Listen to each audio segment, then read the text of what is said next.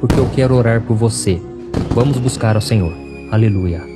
Senhor meu Deus e meu Pai, nós estamos aqui reunidos em oração, pensando sobre tudo aquilo que ouvimos e sobre o que a Tua Palavra nos diz. Ó, meu Pai, nós sabemos que muitas vezes nós nos perdemos, nós nos desviamos, nós nos deixamos levar por coisas que não são boas e esquecemos do que realmente é importante. Ó, meu Pai, a Tua Palavra diz que o Senhor se agrada da sinceridade de coração. A Tua Palavra também diz que o Senhor habita no mais alto e sublime trono, mas o Senhor também habita com aquele que tem um coração quebrantado, um coração arrependido, disposto a Te obedecer. Por isso, meu Pai, sonda o nosso coração neste momento. Vê se há em nós, Senhor, algum caminho mau, algum pecado escondido, algo, meu Pai, que desagrada ao Senhor. Nós não queremos isso mais, ó Deus. Ajuda-nos a vivermos em santidade, meu Pai. Ajuda-nos, Senhor, a cumprir a Tua vontade aqui na terra. Como é difícil, meu Pai, vivermos neste mundo cheio de atrativos, cheio de pecados, de provações. Mas nós estamos aqui, ó Deus, Te clamando. Não nos deixe cair em tentação, na tentação de querer parecer algo que nós não somos ou de querer agradar aos outros. Oh, meu Pai, nós queremos de verdade sermos pessoas melhores, que fazem o bem sem esperar nada em troca. Meu Pai, nós sabemos que o Senhor vê tudo, o Senhor conhece o nosso coração. Então nos ajude a ter um coração limpo, um coração que age com amor, com verdade. Que a gente não faça as coisas somente para mostrar aos outros, mas que a gente faça porque queremos seguir os Teus caminhos. Ó Deus, nós somos falhos, somos pecadores e reconhecemos isso. Mas também cremos que o sangue de Jesus nos perdoa e nos purifica de todo o mal. Pai, nos ajude, Senhor, a cumprir o Teu querer, a fazer a Tua obra. Para nós isso é impossível, mas para o Senhor todas as coisas são possíveis. Pai, a nossa oração é simples, mas é de coração. Nós queremos seguir o caminho do bem. Queremos ajudar quem precisa, queremos amar ao próximo e amar ao Senhor. E desde já, meu Pai, eu agradeço por nos permitir estarmos aqui em oração diariamente. Eu sei, meu Pai, que muitos desses irmãos e irmãs que estão me ouvindo agora estão cheios de pendências na vida, cheios de problemas, cheios de necessidades, meu Pai. Mas eu sei que o Senhor está cuidando de nós. A Tua Palavra diz que antes que a nossa boca falasse algo, o Senhor já sabe completamente o que nós estamos precisando. Meu Pai, eu rogo por esta mulher que agora chora, Senhor. Esta mulher que não suporta mais as provações, essa mulher que não consegue mais vencer as batalhas do dia a dia, Pai. São tantos problemas dentro de casa, no casamento, problemas com saúde. Ó Jesus, nesse momento eu oro por saúde na vida desta mulher e deste homem. Eu repreendo toda obra maligna, todo plano de Satanás contra essa pessoa. Toda doença eu amaldiçoo em nome de Jesus. Eu amaldiçoo todo mal contra esta vida. Todo mal que tem perturbado, que tem tirado noites de sono, que tem perturbado a paz, a alegria. Eu amaldiçoo todo mal. Eu repreendo todo mal na vida dessa pessoa, neste lar. Senhor Jesus, eu Te peço, cobre essa pessoa agora com Teu cuidado, com Teu manto de justiça, porque muitas vezes, meu Pai, o inimigo vem acusando este homem e esta mulher que se sentem tão culpados por coisas que fizeram lá atrás. Jesus, a Tua Palavra diz que o Senhor veio para os doentes, porque os sãos não precisam de médico, mas sim os doentes. E eu sei, meu Pai, que todos nós que estamos aqui reconhecemos que a nossa maior doença é o pecado.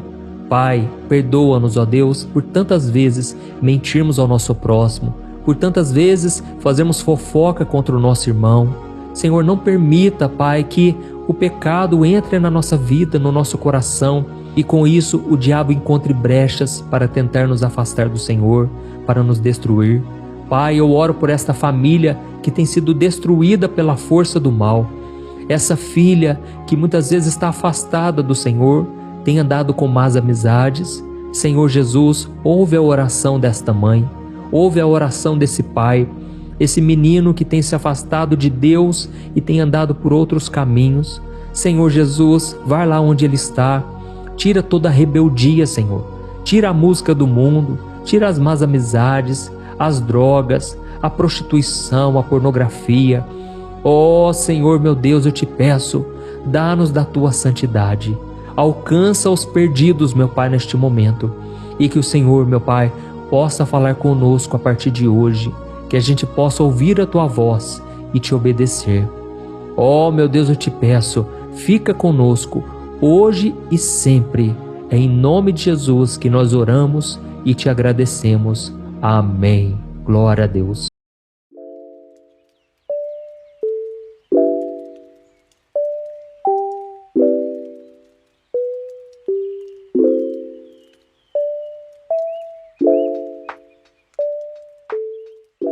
Para nós começarmos o momento de hoje, eu quero ler com você um trecho do capítulo 6 da carta do apóstolo Paulo aos Gálatas, que nos traz um ensinamento muito importante que nos mostra como nós devemos viver a nossa vida.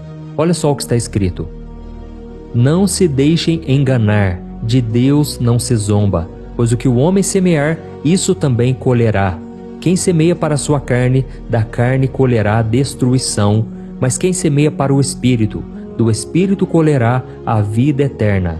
E não nos cansemos de fazer o bem, pois no tempo próprio colheremos, se não desanimarmos. Amém? Irmãos, nós temos vivido numa sociedade complicada. Essa sociedade que foca tanto no prazer individual, muitas vezes normaliza tanto o pecado que ela ignora os valores deixados por Jesus. E aí as pessoas vão se afundando cada vez mais no pecado, elas não buscam a Deus, e quando elas caem em si, elas já estão presas em armadilhas que Satanás preparou, elas já estão totalmente frias na fé, elas acabam colhendo as consequências dos seus atos. E se nós não vigiarmos, nós também podemos cair nesses pecados, e eu sei que é muito fácil, e se nós não vigiarmos, nós também podemos ser enganados, iludidos por este mundo, podemos nos afastar da presença do Senhor. Nós muitas vezes podemos contar aquelas mentirinhas somente para evitar conflitos ou para tornar as situações mais confortáveis para nós. Nós podemos muitas vezes inventar ou alimentar fofocas que parecem inofensivas sobre alguém só para nos aproximarmos das pessoas. Ou então podemos humilhar ou ofender o nosso próximo com brincadeirinhas só para sermos o centro das atenções de um pequeno grupo. Enfim, irmãos, não importa o que a gente faça, a Bíblia nos ensina que cada atitude tem uma consequência, sejam elas boas ou ruins. Eu não estou dizendo aqui que se você contar uma mentira, aquilo já vai causar um grande estrago na sua vida. Não é assim que funciona. Mas existem casos que apenas uma mentira já é suficiente sim para arruinar a sua vida, da sua família. Então cada caso é um caso, e o que eu quero dizer é que nós devemos tomar cuidado com as pequenas coisinhas da nossa vida. A Bíblia diz que são as pequenas raposas que estragam a vinha, ou seja, são as pequenas coisas que a gente muitas vezes passa despercebido, acha que não tem nada demais, que podem aos poucos ir destruindo a nossa vida e nos esfriando da fé. Por exemplo, existem muitas coisas que não são pecado, mas que elas não convêm para o cristão, para aquele que quer andar com Jesus. Tem pessoas que ficam ouvindo músicas seculares e até mesmo com mensagens boas, com letras positivas, mas se a pessoa não vigiar, aquilo tudo vai esfriando a pessoa na fé. Por fim, ela já não tem vontade de ler a Bíblia, não tem vontade de orar. Então nós devemos tomar cuidado com essas coisas que não são pecado, mas que muitas vezes não convêm para nós. E se você é aquela pessoa que deseja andar com Jesus, deseja fazer a vontade dele, faz o seguinte: escreva aqui embaixo nos comentários o seu primeiro nome e na frente escreva assim: Jesus, me ajude a fazer a tua vontade. Glória a Deus. Quando você tem essa decisão no seu coração, nada pode te parar. O diabo não pode se levantar contra você, nada e ninguém pode te fazer cair em tentação, porque você está decidido a andar com o Senhor. A Bíblia diz que Daniel decidiu firmemente no seu coração não se contaminar com as iguarias do rei. E eu creio que essa foi a melhor decisão que ele tomou na sua vida, porque assim Deus o abençoou.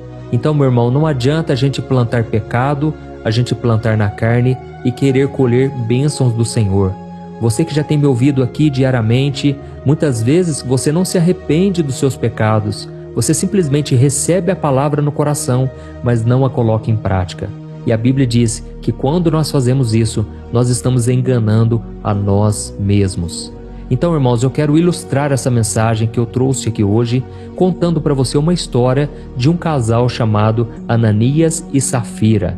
Está escrito no capítulo 5 do livro de Atos. A Bíblia conta que esse casal fazia parte da igreja primitiva em Jerusalém, que era uma comunidade que estava se espalhando muito e levando a mensagem de Jesus às pessoas. E aquela era uma época muito complicada, era uma época de perseguição, porque os religiosos da época não queriam que a igreja do Senhor falasse de Jesus, porque afinal os líderes religiosos achavam que Jesus era um herege, que Jesus não era o Messias, que ele não era o Messias e que ele não tinha ressuscitado coisa alguma. Mas a vida daquelas pessoas estava transparecendo uma grande transformação. E naquela época, irmãos, muito diferente da nossa hoje em dia, as pessoas eram muito generosas. As pessoas queriam ajudar uns aos outros, e os irmãos que tinham propriedades, tinham casas, eles vendiam para arrecadar dinheiro e doar para os mais necessitados, e principalmente para contribuir com a expansão do ministério. E o interessante, irmãos, é que ninguém era obrigado a nada. Eles faziam porque simplesmente amavam a obra do Senhor. E assim, Ananias e Safira venderam um terreno que eles tinham e prometeram aos discípulos que eles doariam todo o dinheiro daquela negociação. Mas eles decidiram ficar com uma parte do valor e não contaram nada a ninguém. E no dia que foi entregar o dinheiro, o apóstolo Paulo recebeu uma revelação do Espírito Santo a respeito daquela mentira, e ele confrontou Ananias, que acabou não dizendo a verdade. E como consequência daquele erro, o homem caiu morto na mesma hora. Dá para acreditar? E não acaba por aí, irmãos. A sua esposa Safira não sabia o que tinha acontecido com Ananias, e ao ser questionada pelo apóstolo Pedro a respeito do dinheiro da venda do terreno, ela contou a mesma mentira e acabou tendo o mesmo destino do seu esposo. E naquele momento a Bíblia conta que toda a igreja ficou muito assustada e o temor a Deus cresceu no coração das pessoas. Irmãos, esse casal tinha liberdade de escolher o que fazer com o dinheiro da venda. Eles poderiam, por exemplo, manter a sua propriedade, ou então vender e doar tudo, ou não doar nada, ou vender e doar uma parte do valor. Mas o problema foi a escolha deles de mentir. E aqui nós vemos um ponto muito importante no erro de Ananias e Safira. Eles não tentaram apenas enganar a Deus, mas eles também agiram de uma forma que ameaçava a integridade da igreja. No capítulo 2 do livro de Atos, a Bíblia nos conta que a igreja primitiva era muito marcada pela sinceridade, pelo amor, pela unidade e pela dedicação a Deus e ao próximo. Então, a atitude de Ananias e Safira poderia corromper os cristãos e prejudicar o crescimento da igreja de Cristo que estava apenas se formando ali. Então, irmãos, eu sei que a reação de Deus diante da desobediência daquele casal pode parecer muito dura à primeira vista. Afinal de contas, parecia ser só uma mentirinha na cabeça deles. Eles devem ter pensado assim: o terreno é nosso, nós vamos ajudar a igreja, e o que tem de mais nós ficarmos com um pouco desse dinheiro? Ninguém vai saber mesmo. Só que, irmãos, Deus sempre sabe das coisas que a gente faz e das coisas que a gente pensa. E nós precisamos entender que Deus, Ele enxerga além da superfície. Deus vai lá no fundo das profundezas do nosso coração. E naquele caso, Ele percebeu que o engano de Ananias e Safira, se não fosse confrontado, poderia se tornar algo muito pior, porque mancharia a imagem de Jesus diante de quem estava começando a aprender sobre Ele. E antes de continuar essa história, eu quero te dizer uma coisa: Deus também é misericordioso. O perdão e a salvação são ofertas gratuitas que Deus dá para todos aqueles que recebem Jesus como seu Senhor e Salvador e se arrependem sinceramente dos seus pecados. A Bíblia diz que já não há condenação para todos aqueles que estão em Cristo, para aqueles que estão unidos a Jesus. Só que naquele caso, irmãos, aquele casal optou por seguir com seu plano, mesmo sabendo que eles estavam enganando a Deus e a comunidade. E talvez você pense aí, mas por que será que o pastor está falando sobre isso hoje? É que, irmãos, muitas vezes a gente permite que o pecado entre no nosso coração, a gente não se arrepende e talvez coisas ruins não aconteçam à nossa volta. Mas eu quero te dizer, o coração da gente acaba se esfriando quando nós desobedecemos a Deus e não nos arrependemos. Irmãos, a quantidade de cristãos hoje que estão nas igrejas, que estão ouvindo orações, lendo a Bíblia, mas o coração está distante do Senhor. É uma coisa grandiosa. Tem muitos e muitos irmãos que estão aí afastados do Senhor, dando brechas para o inimigo, se assentando na mesa dos escarnecedores, andando com pessoas que não são de Deus, andando com pessoas que estão levando elas para o pecado. E eu sei, irmãos, que enquanto estivermos nessa terra, nós não seremos perfeitos. Nós somos falhos, temos pecados, mas Jesus prometeu que o Espírito Santo seria enviado e moraria dentro de nós. E ele nos convenceria do pecado, da justiça e do juízo. Irmãos, se vocês já têm o Espírito Santo na vida de vocês, a sua vida não pode continuar a mesma. É claro que a salvação é pela graça, é por meio da fé, não é pelos nossos méritos, por aquilo que fazemos. Mas a mudança de vida é um grande sinal de que nós já somos salvos. Amém? Nós não fazemos coisas boas para sermos salvos.